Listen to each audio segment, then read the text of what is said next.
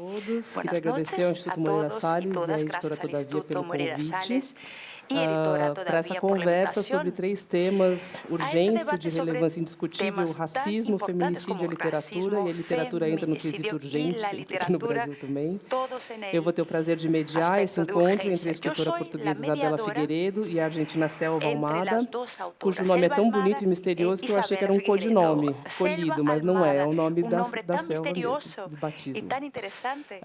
A Isabela Figueiredo nasceu em Isabela Figueiredo nació 1963 en em el Lourenço 63 Marques, hoje en Maputo, capital de Maputo, Moçambique, na capital de África. Mozambique, Mas en poderia ter nascido África, no pero Brasil. podría Quando seu haber pai nacido en decidiu Brasil. abandonar Cuando Portugal su natal, padre nos anos decidió 50, dejar queria vir Portugal para en los cá, mas 70, teve seu pedido indeferido. E quisiera se venir a mudou para a Brasil, colônia pero portuguesa, no la onde nasceu dejaron, y al Isabela, final que por sua se vez fue voltou a Portugal com a a la independência do Polonia, país aos donde 13 nació anos. Isabela, que volvió a Portugal Professora, a los 13 jornalista e años. escritora, Profesora, periodista publicou no Brasil A y Gorda, seu escritora, primeiro publicó romance, La sucesso de Gorda, público e su crítica, e primera Cadernos de novela, Memórias que fue Coloniais. un gran éxito en su Pela país. Selva Almada nasceu em Selva Almada nació 1973 em en Entre el Rios, 73 Argentina. en Entre Queria ser Ríos, jornalista, mas Argentina. para nossa sorte começou a Quisiera ser escrever periodista, contos, pero que se aos puso a poucos foram escribir cuentos, crescendo que e se poquito tornando a poco se han novelas ido e depois creciendo, romances. convirtiéndose en O novelas. Vento que Arrasa foi o seu primeiro Y romance a El ser viento que publicado no arrasa Brasil em fue su primera 2015 pela novela, editora Cosac Naif e publicada en mereceu 2015 elogios de por gente do la peso da Cosac ensaísta Naif, argentina Beatriz con Sarlo. grandes elogios. Selva dirigiu hoje uma Selva oficina de textos, coordina na una qual orienta oficina escritores de estreantes textos na arte con narrativa. escritores Seu que livro están mais recente é estrenando en também el o arte mais narrativo. jornalístico, Su Garotas último libro, Mortas, em que Chicas investiga o Muertas, assassinato brutal de investiga el 3 jovens asesinato brutal argentinas nos de anos 3 jóvenes 80. argentinas en los 80. Obrigada, Isabela e Gracias, Selva, Isabela. Gracias, Selva. por estarem aqui. Gracias por haber Antes de venido. fazer a primeira pergunta à Antes Selva, de eu que haga queria la ler primera um pregunta a trecho Selva, quisiera leer un breve breve do livro trecho dela, de su libro. logo do início da narrativa. Já Ela al diz assim: principio de la eu tinha 13 narrativa, que anos e dice, naquela "Yo tenía manhã 13 a notícia años y aquella da mañana garota la morta me noticia chegou de la como uma niña muerta me revelação. llegó como Minha una casa, revelación. a casa de Mi qualquer casa, la adolescente, casa de não era o cualquier lugar mais adolescente, seguro do no era mundo. el sitio más Você seguro podia del ser mundo. morta dentro da própria casa. O Podría ser horror podia muerta viver sobre o en tu mesmo casa. teto. El horror Nos dias seguintes, conheci podía mais existir detalhes. en el A mismo garota techo. chamava Al Andrea día Dani, siguiente, tinha la 19 niña se anos, era llamaba loira, bonita, de olhos Dani, claros, estava rubia, namorando e fazendo um bonita, curso de estaba psicologia. de novia y hacía Tinha sido psicología. assassinada com uma Había sido apunhalada no asesinada coração. con una puñalada Durante mais de en el 20 anos, corazón. André Por más esteve de por 20 perto. años, Voltava Andrés de estuvo quando em quando cerca. com a De notícia de cuando en outra cuando mulher morta. volvía con la noticia Iam de se otra niña acumulando os muerta nomes que y se iban apareciam a acumulando los conta-gotas nombres nas que manchetes dos jornais surgían de circulação poquito a nacional. poco en los Maria periódicos Soledad Morales, nacionales. Gladys MacDonald, Helena Gladys Arreche, McDonald's, Adriane Cecília Helena, Barreda, Adriana, Liliana Talarico, Cecília, Ana Fuschini, Liliana, Sandra Retier, Ana, Carolina Aló, Sandra, Natália Carolina, Melman, Fabiana Natália Melman, Gandiaga, Maria Marta Garcia Maria Marta Garcia Belsunce, Belsun, Marela Martinez, Marela Paulina Martínez, Lebus, Paulina Nora Lebos, Dalmaço, Rosana Nora Galiano. Dalmaço, Cada uma Rosana delas me Galiano. levava a Cada una pensar em de ellas Andréia me e em llevaba seu a pensar en assassinato Andrea y impune. en su asesinato. Selva, então você abre o seu Selva, livro com essa así que espécie de despertar abres da el libro con consciência un do, entre aspas, despertar de la lugar da mulher conciencia, no entre mundo comillas, el em lugar que de la você mujer en vivia, el um lugar de mundo en que vivías, fragilidade, seja un nas lugar de ruas, mas também debilidad, dentro da própria sea en las casa. calles o no, Como é que pero se deu essa también en la tomada de casa. ¿Cómo se dio consciência da esa violência contra a toma de mulher? conciencia de la violencia en contra de la mujer? Bueno, buenas tardes. Boa tarde. Gracias por la invitación. Es un Muito placer obrigada pelo compartir convite. esta charla con É um enorme Isabela, a prazer quien compartilhar conocí hace unos este días debate com a en Isabela, que eu Paraty. conheci há alguns dias lá em Paraty. Sí, el libro arranca con la anécdota de, O livro começa com o essa sea, o con la história historia disparadora del Com essa libro, história, que é o el mote crimen de Andrea, do livro, o que crime, ocurrió, bueno, o de esa forma assassinato que da Andrea, contaste, que adentro de aconteceu su dessa propia forma que casa você nos mientras contou estaba dentro de durmiendo. casa enquanto ela Yo dormia. crecí en un pueblo muy pequeño Eu del cresci num interior povoado de Argentina, pequenininho do interior da Argentina, en los años 70 y nos 80. anos 70, Y la verdad es que 80. los episodios de E o violencia fato é que os episódios hacia las de mujeres violência eran contra muy as mulheres cotidianos y eram estaban muito muy comuns, eram normalizados. Entonces cotidianos e estavam normalizados. era normal saber o enterarse Então, que era un normal você vecino saber, le por exemplo, que pegaba a su vizinho batia na esposa, mulher. o bueno, que por ejemplo otra de, Ou, por de las exemplo, outra historias história que pequeñas que normalmente yo cuento en el libro acontecia era de un no meu povoado, vecino, uma que aparece no de livro. una vecina que tenía un A história novio de uma que cada vizinha tanto que tinha um venía y namorado, amenazaba que con de vez em quando prenderle fuego a la aparecia casa porque e estaba celoso de ameaçava ella. tocar fogo na casa. Eran episodios que digo, Enfim, várias nos asombraban histórias porque en mi que casa eram no ocurrían esos aterrorizantes, porque, episodios, claro, na minha casa, que todas mi essas madre había histórias não sabido aconteciam, sofocar muy bien porque a minha mãe aprendeu cuando direitinho apenas se casó con mi a padre y en una interromper esse tipo discusión de él le violência. levantó Dia, numa la mano discussão, para pegarle ele una levantou cachetada a y mi mão madre estaban para dar comiendo, entonces mi tapa na madre le cara clavó dela, ela un estava tenedor en el comendo e ela brazo chegou e y a meteu o partir de garfo ahí no mi braço padre, dele. A partir de bueno, então, ele nunca más nunca tuvo mais ese teve tipo de coragem de encostar um actitudes. dedo nela. Entonces, para nosotros o para mí había algo que no estaba bien en Para esas mim, alguma situaciones que coisa yo veía en el não barrio, funcionava, pero alguma al mismo coisa tiempo não veía era que todo el mundo certa. las tomaba con Mas todo completa mundo normalidad considerava como uma coisa y nadie normal se esse metía. tipo de atitude. Ninguém tinha Era una coragem, por época exemplo, donde de fazer alguma pensábamos coisa. que ese Eu tipo estou de falando de uma situaciones época em que esse pertenecían a tipo la de vida situação privada, era que era normalmente uma algo que situação da pasaba en vida una privada. pareja y bueno, no Uma sé, hay discussão que un dicho en acontecia Argentina num que es casal cada e pareja es un lá tem um mundo, ditado que entonces fala como que de las cada puertas casal para é um adentro mundo, podía pasar entre cualquier marido e cosa y mulher ninguém mete a nadie colher. podía meterse si Alguma no vivía en coisa esa por casa. aí. Aqui em Brasil se diz briga de marido e mulher, ninguém mete a colher. Entonces eran tomados como, Então, como todos esses situaciones casos o eram violencias considerados como íntimas situações y así particulares da vida cuando privada de ocurría cada algún, casal. digo, cuando esta violencia iba al extremo E quando de terminar en el essas asesinato, situações de violência también chegavam ao era tomado extremo como algo que le e pasaba, bueno, era una virava um assassinato, tragedia virava horrible uma que le tragédia, pasaba a era um esa caso mujer y a esa terrível. familia, Nossa, que pero coisa como que horrorosa que al aconteceu com resto, essa mulher, com a digo, más allá del família, mas impacto não ia além desse que provoca impacto cualquier muerte inicial violenta, que provoca a como notícia de si uma como morte sociedad o como violenta. comunidad no nos terminaba de Nós, como afectar. comunidade, como Parecía que no teníamos sociedade, el permiso de não meternos en eso. sentíamos um impacto Y muito creo que grande. es una Enfim, constante que e é recién en fato. Argentina, hace muy pocos años, Recentemente, na estamos Argentina, empezando a nós desmontar. começamos Esto a de empezar a entender el desmontar essa femicidio ideia. Nós no como un começamos a entender o feminicídio não como um fenômeno pessoal, uma coisa particular que acontece numa família, não. Nós estamos começando a entender o feminicídio como uma questão cultural. É fato que nós temos uma cultura machista, nós somos criadas de uma forma específica. O homem acredita que tem direito completo sobre a mulher, a tal ponto de fazer e acontecer com a vida dela. E é um ser estranho, um estrangeiro que chega na família e acontece o que acontece. Não, o homem é um homem normal, entre aspas. Um homem com o qual nós convivemos, que foi próximo, que ainda é próximo de nós. Isto é, não é um psicopata como nós normalmente vemos naqueles filmes americanos, nas séries. Não, o homem é um homem normal, comum e faz parte da nossa família. De forma que, quando a Andrea foi assassinada em casa, nessa época nós éramos muito crianças. A gente era muito pequena e não conseguia processar direito a notícia. Eu só vinha a perceber o que significava muitos anos depois. Mas o impacto era, então nós também podemos ser mortas dentro de casa, porque sempre diziam pra gente, não, o perigo está lá fora, fora de casa. E não, de repente a gente percebia que o perigo estava dentro de casa, muitas vezes, dentro do seio da família, dentro do círculo de amigos, entendem? Esse era o impacto mais contundente. Embora fosse uma menina um pouco mais velha que eu, mais ou menos na faixa etária das minhas amigas. Quando eu comecei a escrever o livro, já tinha se passado mais ou menos, 25 anos depois do episódio. E eu lembro que eu conversei com algumas amigas da mesma época e elas se lembravam perfeitamente do sentimento, aquele terror, aquele medo de ir para a cama de noite pensando que, de repente, um assassino poderia aparecer. Porque, claro, a história foi um desconhecido que entrou na casa da menina e a matou. Então, elas contavam para mim que olhavam embaixo da cama antes de dormir, com muito medo. E nós estávamos realmente aterrorizadas. E acho que a entrada foi realmente violenta, essa entrada no mundo adulto de mulher. Foi muito difícil, muito violento, percebendo que era uma violência que poderia ocorrer com qualquer uma de nós. Isabela, igualmente, não deixa claro quanto você percebia das questões raciais impostas pelo regime colonial quando criança, ou seja, quando das memórias desse seu caderno.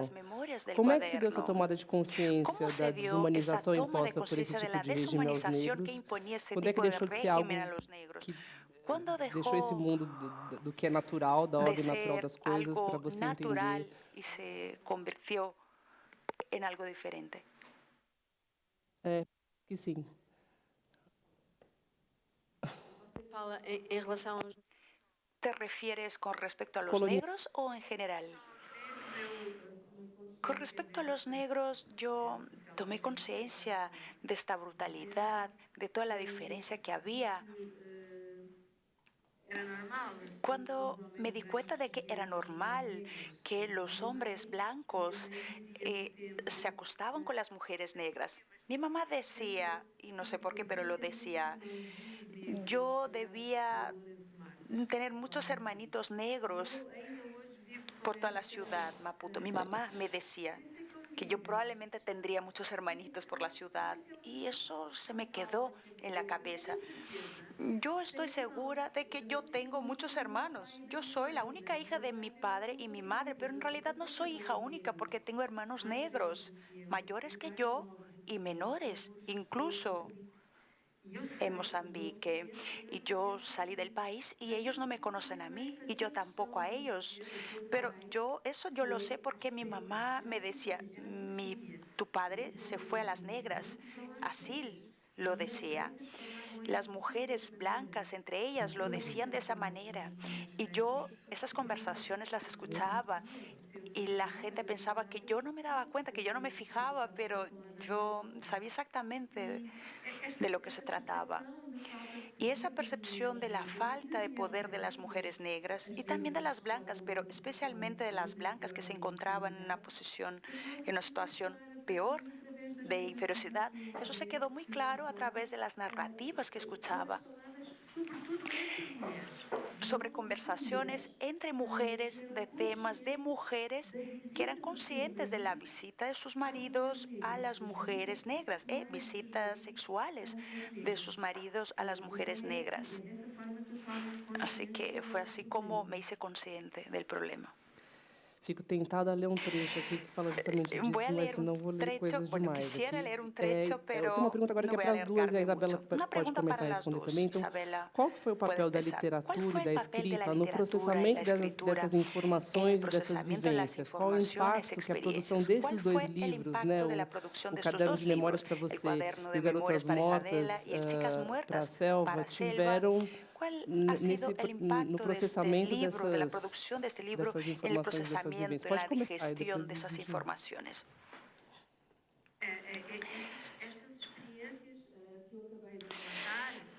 Estas experiencias que acabo de contárselas son experiencias que surgen muy temprano en la vida y lo que vivimos de niños normalmente se nos queda como huellas en los huesos, eso no se borra, ese tipo de experiencia no se borra. No sé al cierto por qué escribo, porque soy escritora, no sabría explicárselo, pero yo diría que el mundo se me revela y necesito, digamos, iluminar al mundo a través de mi escritura. Y esos temas traumáticos de la niñez, de la infancia, de la vida, todo eso se revela en la escritura como una forma de catarsis. No lo sé. O que interessa é que a arte também é o território, a arte é o território destas brechas que estão abertas no mundo, na nossa cultura, na nossa civilização. E então tudo isso vem ao meu encontro e eu preciso de matar esses traumas, essa dor, todas essas coisas com as quais fui confrontada ao chegar ao mundo através da escrita. Obrigada. Selva. Sí. Bueno, a mí me pasó que cuando empecé a... Aconteceu assim. Quando eu comecei a pensar, a escrever esse livro, mesmo antes de escrever, quando eu estava fazendo a pesquisa para escrever o livro, eu não sabia exatamente como que eu ia juntar toda essa informação que eu tinha pesquisado, que eu tinha levantado, Comecei fazendo entrevistas, depois pesquisas judiciais. diarios de la época, etc. Eu pesquisei nos jornais da época também. O sea, no estaba en mis planes Nessa época, não estava nos meus planos me envolver muito mais. narradora de esas historias. Mais do que simplesmente narradora de todas essas histórias que tinham acontecido com essas mulheres que eu também não tinha conhecido. Mas isso sim, eu me sentia muito próxima delas, porque a gente tinha vivido numa época, na mesma época. Cuando empecé a escribir E mesmo quando eu comecei a escrever o livro, empezaron a aparecer sem querer, começaram a surgir todas essas histórias.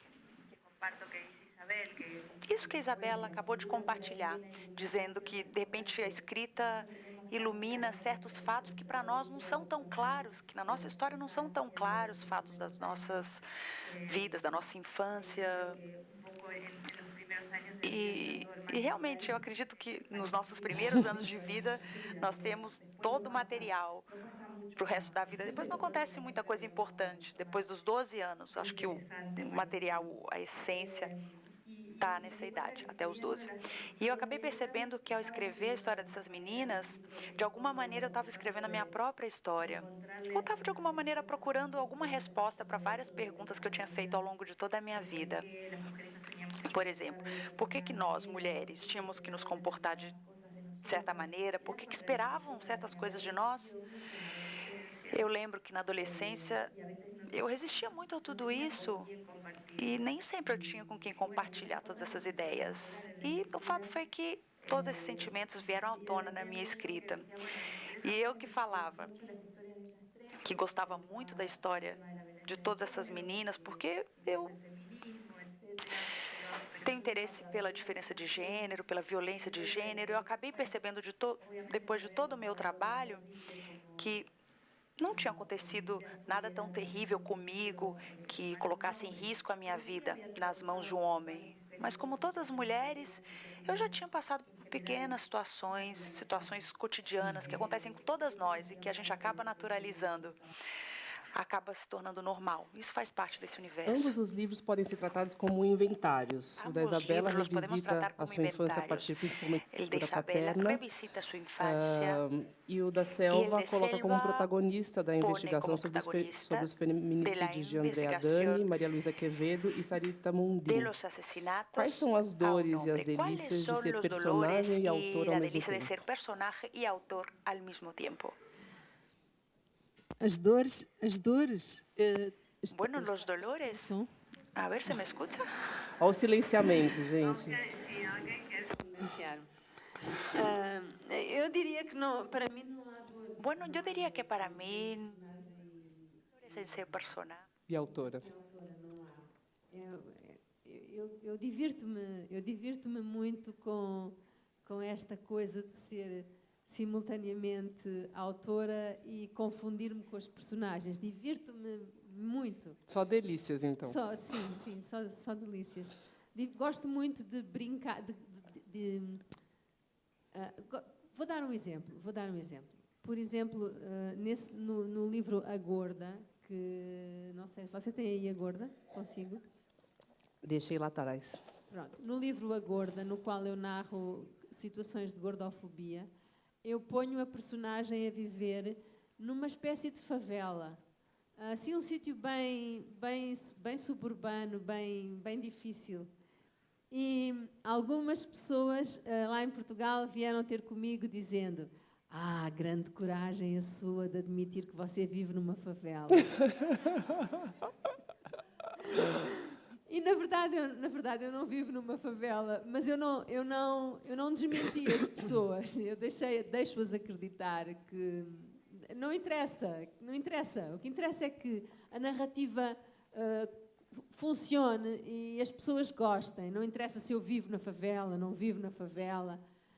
Mas é muito engraçado brincar com o leitor e não revelar ao leitor quando é que aquilo é a minha vida ou não é a minha vida. Então existem poucas dores, mas muitas alegrias.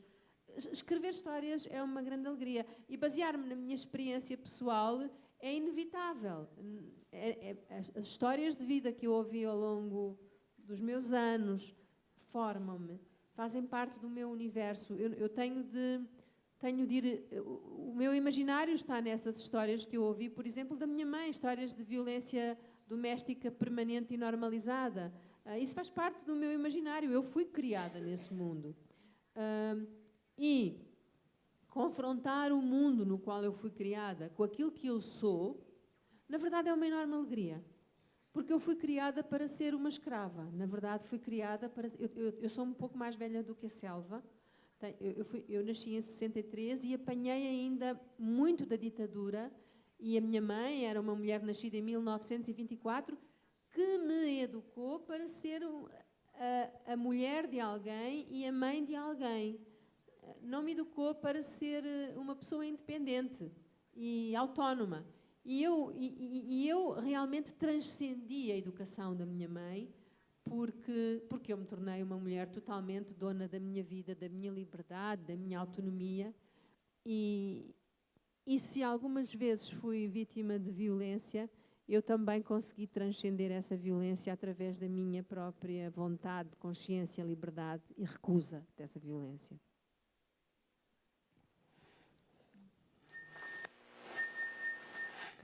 Sí, sí. Bueno, yo para este libro en particular, yo había Bom, para esse livro, particularmente, foi assim. también de relatos autobiográficos. Eu também já escrevi um livro de relatos autobiográficos em que acontecia mais ou menos o que a Isabela nos contava. Cuando una escribe cosas sobre episodios de su propia Quando a gente vida, escreve histórias sobre episódios da própria vida, acabam sendo ficções de alguma maneira, não tem jeito. As próprias lembranças, por exemplo, acabam sendo reconstruções de alguma coisa que aconteceu conosco. Você sempre lembra de alguém, de uma história, não é exatamente o que aconteceu com você, sempre é uma reconstrução. Quando eu comecei a pensar na voz desse livro, quem ia contar essas histórias? Eu queria que, de alguma forma, aparecesse alguém que fosse a Selva ali contando todas essas histórias. Porque eu achava que era importante colocar meu próprio corpo ali de alguma maneira. Mas também é uma construção, essa cronista que é a Selva Almada e que tem muitas semelhanças com os personagens, alguns episódios mais, outros menos, mas todos eles sempre são uma construção, sempre são parte do mundo da escrita. E é verdade o que a Isabela falou. Os leitores sempre ficam curiosos, querendo saber se, isso é verdade? Não, isso aconteceu mesmo com você ou não? E o que acontece sempre comigo, com esse livro, não comigo exatamente, mas com a personagem que eu criei, a senhora, que é uma senhora que joga tarô, uma pessoa sensitiva, com percepções paranormais, é sempre uma pessoa que suscita curiosidade. Todo mundo fica se perguntando, ela existe? Ela existiu mesmo? É interessante. Normalmente as pessoas pensam que ela é um personagem fictício, inventado, porque realmente, para mim, é a personagem mais poética do livro. É uma mulher que acompanha toda a história e ela vai descobrindo coisas. E assim a trama vai sendo armada, vai sendo tecida, construída, trazendo a história das três meninas. Mas normalmente isso acontece. Os leitores pensam que a personagem é fictícia e quando eles descobrem que eu escrevi o livro baseado em histórias reais, ficam intrigados, ficam assombrados realmente. E várias leitoras depois pediram mais informações, queriam pesquisar também. Mas são essas coisas da escrita que acontecem com a gente. Eu não escrevo tanto assim, mas sempre que eu escrevo eu penso, meu Deus, por que eu não faço mais vezes? Mesmo com assuntos que são difíceis de escrever, mais dolorosos, histórias mais difíceis, mais áridas, eu sempre gosto. Eu aproveito. É muito bom. Você mesma mencionou, né, que são assuntos duros e difíceis que vocês duas tratam nesses livros de alguma maneira. Eu imagino que isso tenha ensejado uma série de reflexões de cada uma de vocês. Então, queria começar perguntando para a Selva, para ela, qual que é a diferença entre machismo e misoginia? E se um existe sem o outro?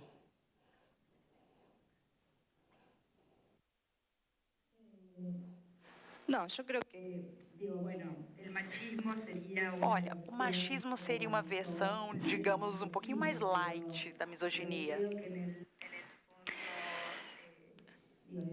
Mas eu acho que, no fundo, todo machismo é uma negação da mulher, é uma recusa da mulher como um ser diferente, como o outro, como uma pessoa com direitos, com qualidades próprias, singularidades. Eu não acho que seja possível separar misoginia e machismo. Mas, para mim, eu acho que machismo é o que é praticado, basicamente, por todos os homens na nossa sociedade. E a misoginia, talvez, seja um pouco mais disfarçada, mas não são inseparáveis. Não. Não sei se eu respondi a sua pergunta. E, Isabela, no seu caso, para você elaborou qual a diferença entre o colonialismo e o racismo? Um existe sem o outro? Não, o racismo é um colonialismo. Portanto, não existe. Tal como não existe, eu acho que também não existe grande diferença entre misoginia e machismo. O racismo nós estamos aqui a falar de poder.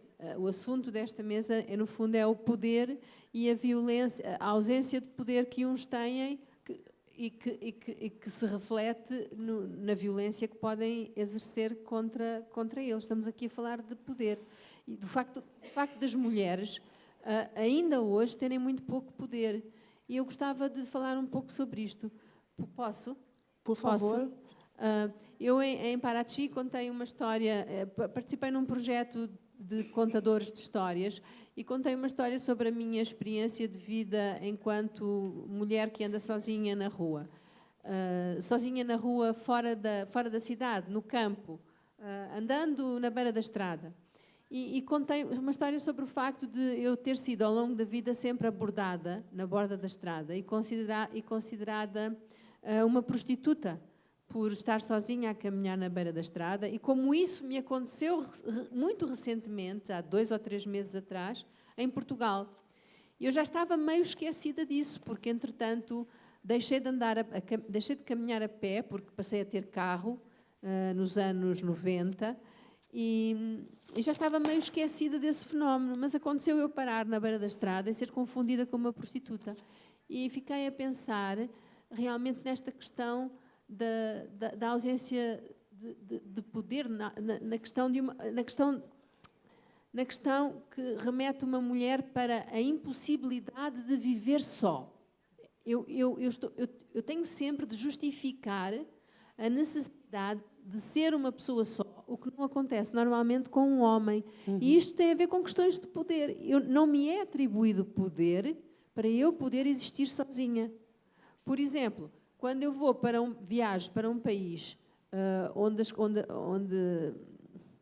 isto até em Portugal me acontece, reparem, isto até em Portugal, nem é preciso viajar para o terceiro mundo e ter que dizer que o meu marido está ali ao lado e vem já. Não é só. Até em Portugal, quando, por exemplo, os homens e as mulheres que andam a vender comunicações à porta, não sei se isso acontece no Brasil. Sim. Andam as pessoas a dizer à porta, quer comprar um pacote de internet à porta.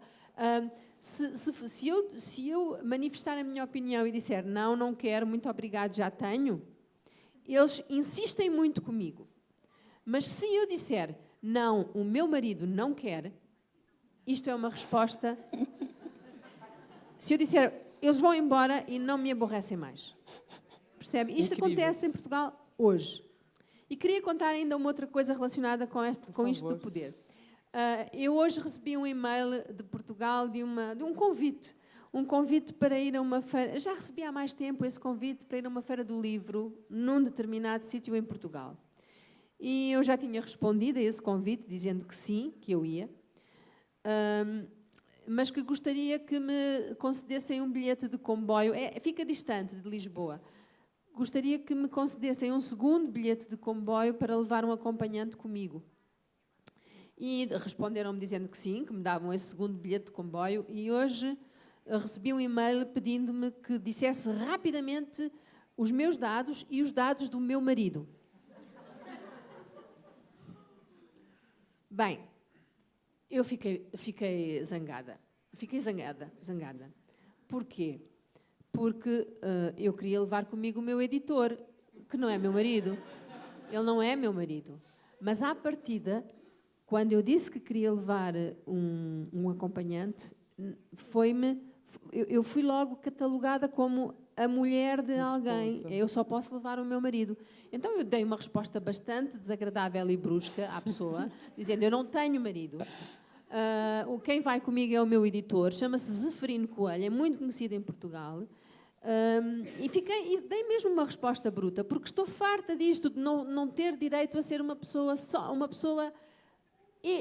autônoma, com agência, não é?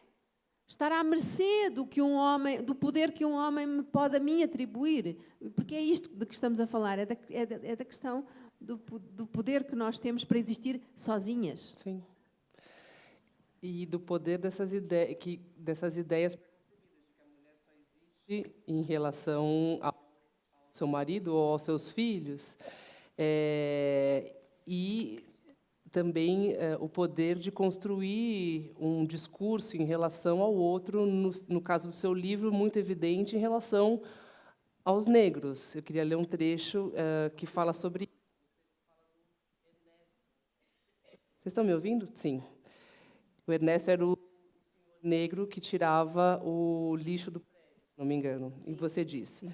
Ernesto não ia trabalhar há 3 dias. Era preto, e os pretos eram preguiçosos. Queriam era passar o dia estendidos na esteira a beber cerveja e vinho de caju, enquanto as pretas trabalhavam na terra, plantavam amendoim ao sol, suando com os filhos às costas, ao peito, e a enxada a subir e descer. Preto era marrés. Vivia da preta, não pensava na vida, no futuro, nos filhos, só queria descansar, dormitar, dançar, cantar, beber, comer, viver vida boa. Era absolutamente necessário ensinar os pretos a trabalhar para o seu próprio bem, para evoluírem através do reconhecimento do valor do trabalho. Trabalhando poderiam ganhar dinheiro e com o dinheiro poderiam prosperar, desde que prosperassem como negros. Poderiam deixar de ter uma palhoça e construir uma casa de cimento com telhado de zinco. Poderiam calçar sapatos e mandar os filhos à escola para aprenderem ofícios que fossem úteis aos brancos. Havia muito a fazer pelo homem negro, cuja natureza animal deveria ser anulada para o seu bem. Queria que você comentasse esse trecho, Isabela, e falasse de que maneira o Caderno de Memórias Coloniais dialoga com a ascensão dos estudos pós-coloniais que vão desconstruir toda essa narrativa e a retomada dos debates sobre racismo, sobre a morte dos jovens negros, sobre Black Lives Matter. Como é que seu livro dialoga com esse contexto? O livro é esse diálogo, o livro é isso, é essa matéria. Isso que você acabou de ler, aquilo que foi acabado de ler, corresponde literalmente ao discurso colonial português branco que existia em Moçambique quando eu lá nasci e enquanto eu vivi. Aí vivi. Isto corresponde às conversas que eu escutava do meu pai e do meu pai com outros homens e de outros homens uns com os outros. A ideia era a de que era necessário tornar o bicho humano. E o bicho era o negro. Era necessário civilizar, domesticar o bicho. O bicho, esta ideia do bicho é importante porque eu agora ainda quero voltar atrás e dizer uma coisa que há pouco não disse.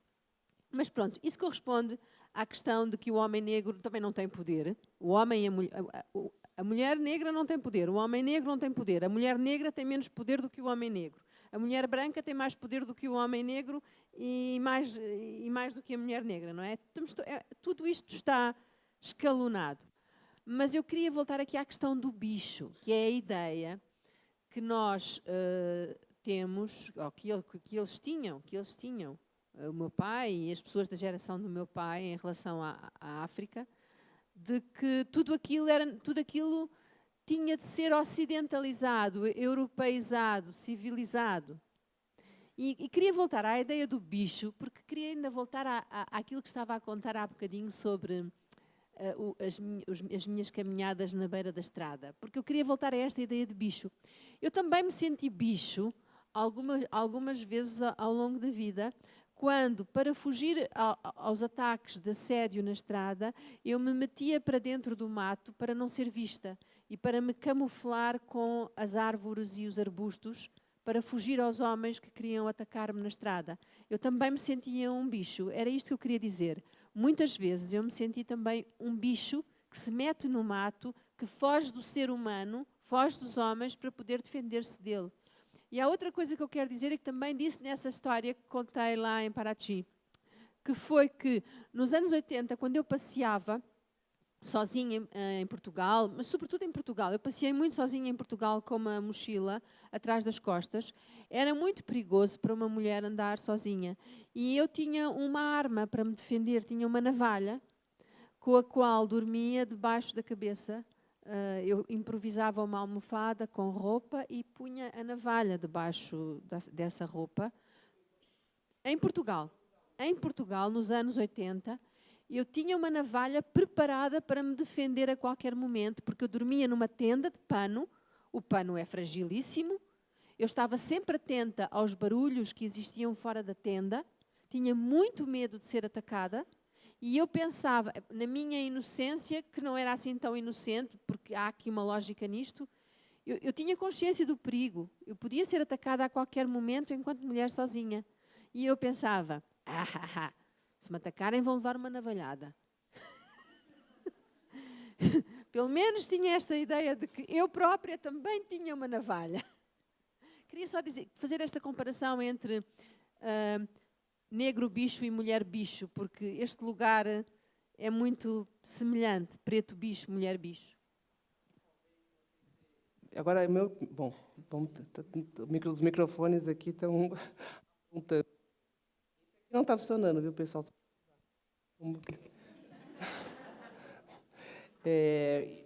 A mulher, talvez, nessa coisa...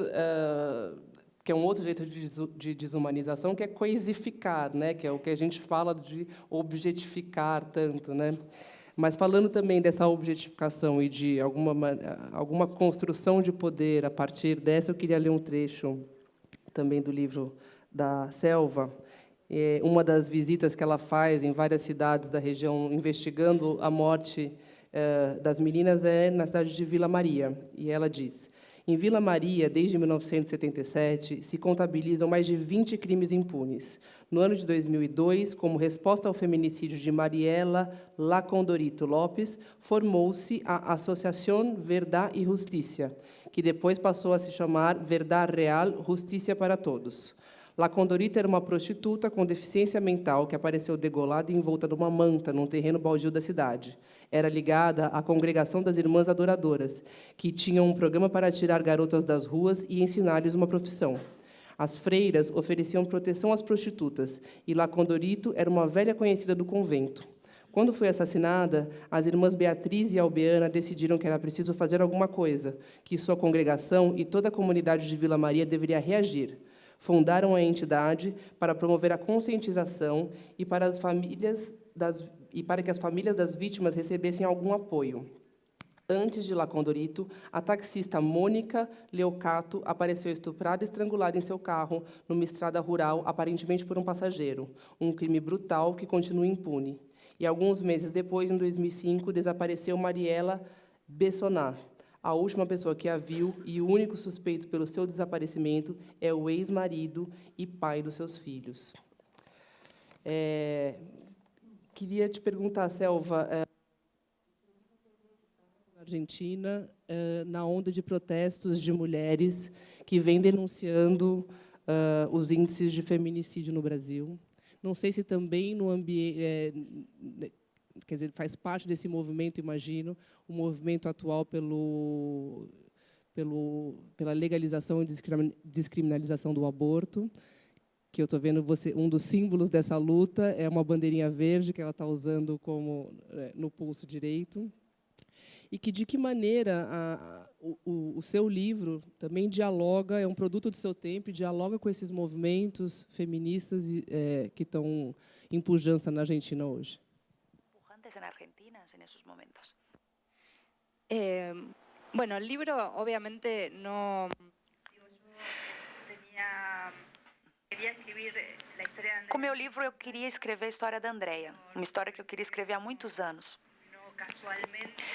Mas, claro, não foi coincidência o fato de eu ter escrito o livro no contexto que eu escrevi.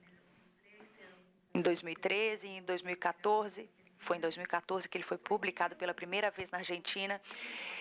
E, na mesma época, tínhamos esse contexto. O feminismo estava em franca ascensão, tínhamos uma onda feminista, muitas mulheres com cada vez mais consciência, um movimento que ganhava cada vez mais força no país. Nós víamos cada vez mais movimentos de mulheres que defendiam não só o aborto, e essa faixa que eu tenho aqui no braço é justamente o símbolo da campanha nacional pelo direito ao aborto na Argentina. Um movimento organizado por um grupo de mulheres há mais de 15 anos. E antes dessas mulheres, já havia outras que reclamavam esse direito. E elas inventaram esse símbolo, esse lenço verde, que nós usamos no braço como símbolo da luta. E logo mais nós vamos votar na Argentina a lei de descriminalização do aborto. Vamos ver o que vai acontecer. O fato é que, num espaço muito curto de tempo, nós tivemos vários sinais no país. As mulheres começaram a ocupar as ruas. Eu não acho que é um fenômeno isolado da Argentina. É um movimento que acontece na América Latina, no mundo. Não vamos nos esquecer de tudo que aconteceu nos Estados Unidos no ano passado, a marcha contra o Trump das mulheres. Então, se nós pensarmos no contexto da Argentina, que é o contexto que eu mais conheço, na verdade, eu acho que o movimento feminista é um dos mais importantes que já aconteceram no país, em termos políticos, sociais e econômicos. Desde o peronismo, acho que é um dos movimentos mais importantes, desde os anos 50. E o livro faz parte desse contexto. Lógico, não está isolado. E não é coincidência que eu tenha escrito o livro nesse momento. Eu já pensava nesse assunto há muito tempo. E quando ele foi publicado, nós tivemos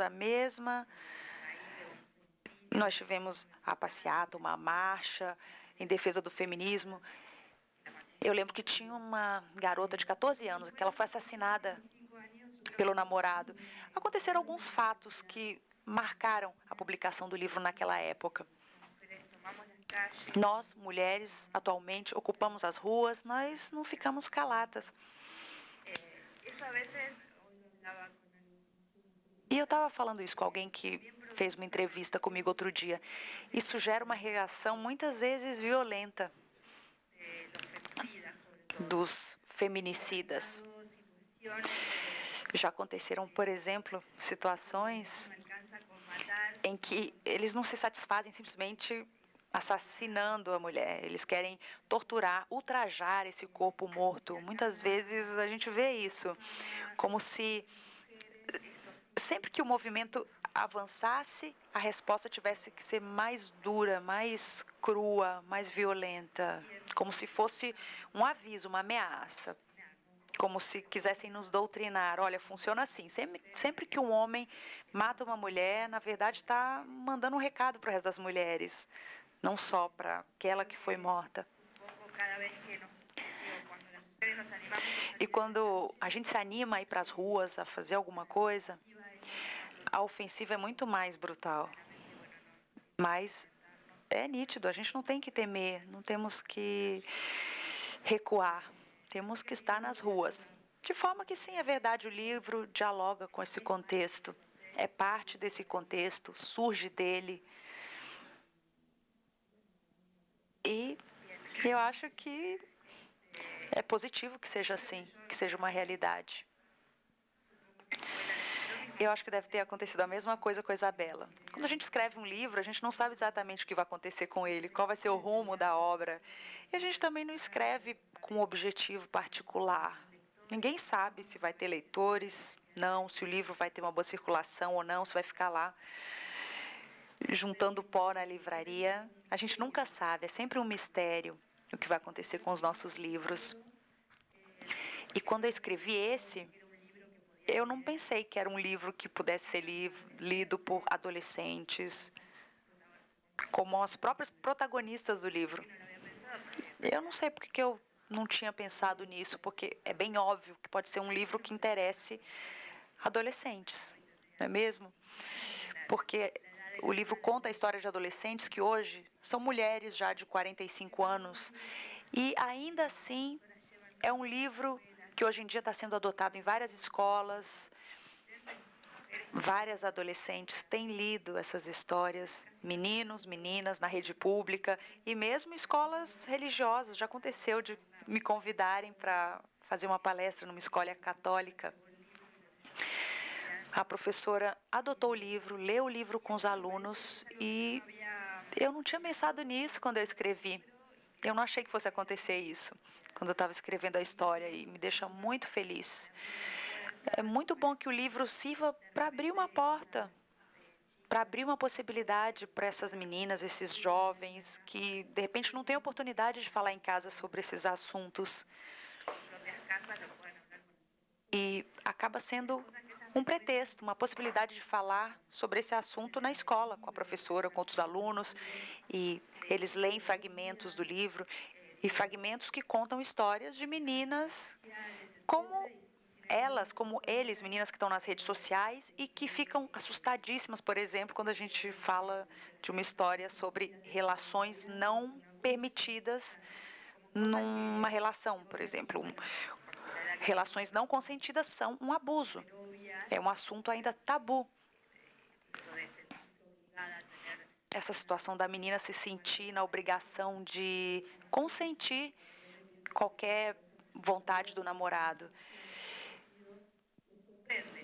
Mesmo hoje, que as meninas têm a cabeça muito mais aberta, com muito mais informação, mesmo elas se surpreendem com tudo isso. Eu conheci uma professora que dá aula numa escola da periferia em que as meninas acreditam que, mesmo sem querer dormir com o homem, elas precisam fazer isso porque, bom, é meu namorado, eu preciso ir para a cama com ele, mesmo se eu não quiser. Entendem? O livro acaba sendo um pretexto para as pessoas conversarem disso. Bom, se você não tem vontade, você não precisa ir para a cama com alguém. E eu não esperava toda essa repercussão.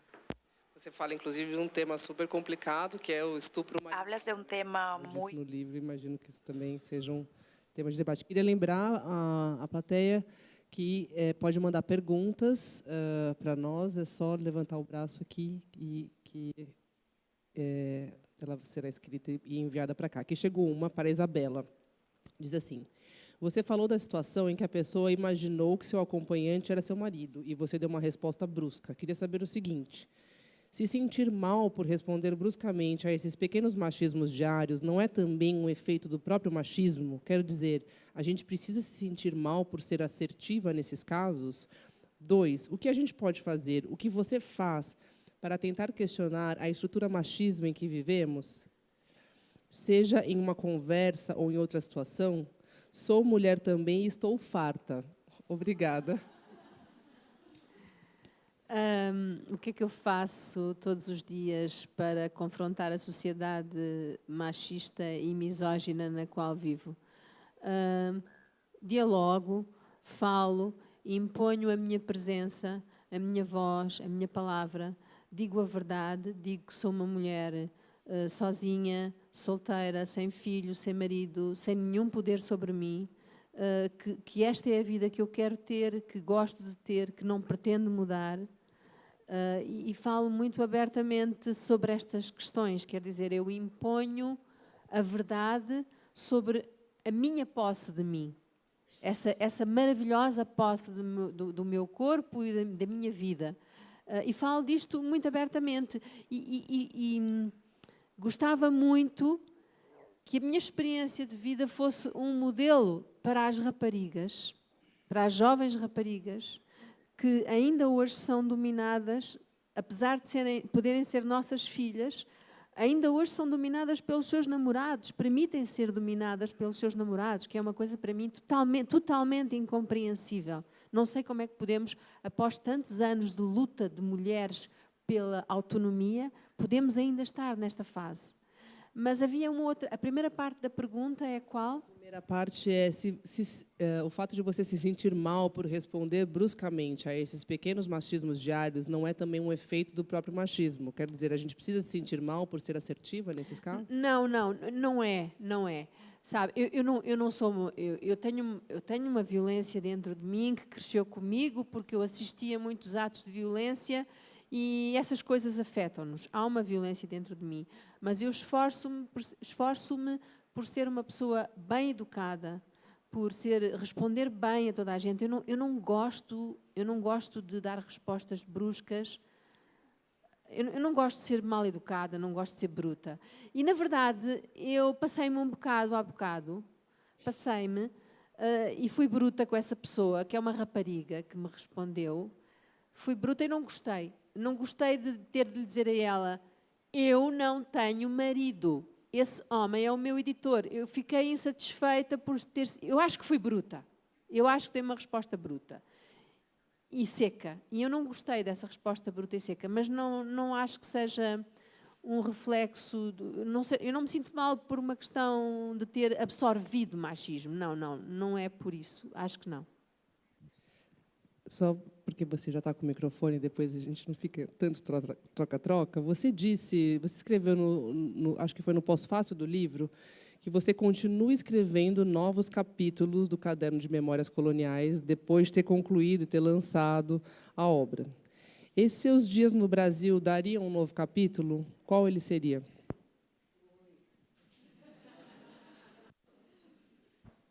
Oi, já tenho som. Bem, dariam. Sim, eu sou capaz de continuar a escrever o Caderno de Memórias Coloniais 2 e depois o 3. É como aquele filme do Rambo, não sei, enfim. Posso fazer vários volumes sobre... Rambo Rock, tem vários. Rambo Rock, vários volumes sobre o colonialismo. Bem, vocês aqui no Brasil, vocês estão a viver agora aquilo que eu vivi quando era pequena. Aquilo que eu vivi quando era pequena está cá presente agora. É como se eu voltasse ao passado. Todo o racismo que existia em Moçambique antigamente, todo o discurso colonial está aqui presente hoje, 2018, dia 1 de agosto. Portanto, no dia em que eu vier para o Brasil conhecer melhor este país, eu sei que este país é enorme, mas no dia em que eu puder realmente vir para cá, sentar-me, ouvir as conversas, olhar melhor para a realidade, vamos ter um caderno de memórias coloniais do Brasil atual. E, Selva, o que você enxerga do Garotas Mortas no Brasil de hoje, né? Você vê algumas visitas aqui e acredito que tem alguma familiaridade com esse traço, talvez, latino-americano que é tão presente nesses dois países. O que você vê de Garotas Mortas no Brasil de hoje? Em Brasil. Bueno, lamentablemente no vine tantas veces. Infelizmente, eu não vim tantas vezes assim ao Brasil como eu gostaria.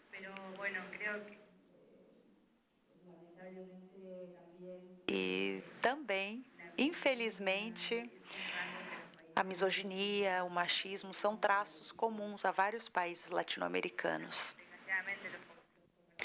Infelizmente, a gente compartilha uma cultura machista. E no Brasil, além disso, os índices de feminicídios, eles são muito mais altos, considerando, claro, que a população é muito maior, mas, mesmo assim, os índices são gritantes. A cada 30 horas... Bom, os índices são mais graves no Brasil, mas, mesmo assim, eles são alarmantes nos dois países. Então, acho que não existem tantas diferenças assim, na verdade. Talvez há alguns anos eu dissesse, não, veja bem, na Argentina não existe racismo, mas o fato é que na Argentina, sim, a gente tem racismo. E o racismo cresceu muito nos últimos anos, não só contra os índios do nosso país, não, temos comunidades indígenas que sobreviveram ao colonialismo, à conquista espanhola e que hoje em dia vivem de uma forma terrível, com muita pobreza, muita miséria, sem acesso à educação, a sua própria cultura denegrida. A situação dos índios na Argentina é muito difícil. Por exemplo, eu me lembro de uma história. Desapareceu um menino branco numa comunidade mapuche. Ele apareceu morto, de repente. Hoje faz 1 ano que ele desapareceu. E por conta dessa situação, desse desaparecimento, e vejam só que curioso, olha só o racismo.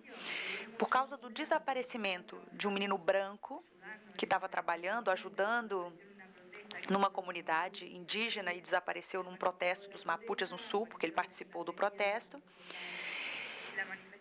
Chegaram os policiais nessa manifestação dos Mapuches, todo mundo fugiu, todos que estavam lá saíram correndo, fugiram da polícia e o menino não conseguiu escapar, não conseguiu fugir, ele foi morto, desapareceu. Em algum momento o corpo apareceu.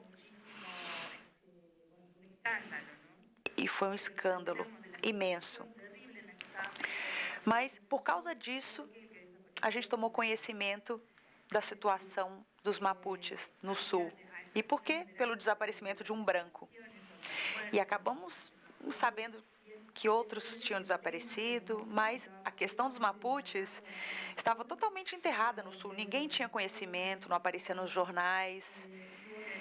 E foi preciso que um branco desaparecesse para que o assunto viesse à tona. Então, o racismo é um problema que nós temos nos 2 países, e que cresceu na Argentina nos últimos anos.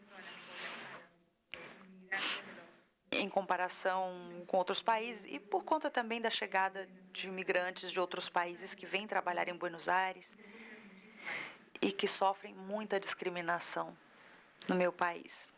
Existe muito racismo. Então, independentemente de termos línguas diferentes e magnitudes territoriais diferentes, histórias igualmente diferentes, eu acredito que todos esses traços em relação à misoginia, em relação ao racismo, que andam juntos, não é mesmo? Porque, como eu falei agora há pouco, a misoginia é a negação da existência da mulher como o outro, como um ser diferente. E o machismo é negar a existência desse outro, que é diferente de mim. Então, são problemas compartilhados, sem dúvida, pelos 2 países. Além, claro, dos nossos governos neoliberais. Tinham me dado já um papelzinho aqui dizendo que eu tinha que encerrar. Faltavam só 5 minutos. E então, eu queria agradecer muito a Isabela Figueiredo e a Cel Almada pela conversa de hoje. Acho que foi muito legal. Obrigada a todas e todos. Até a próxima.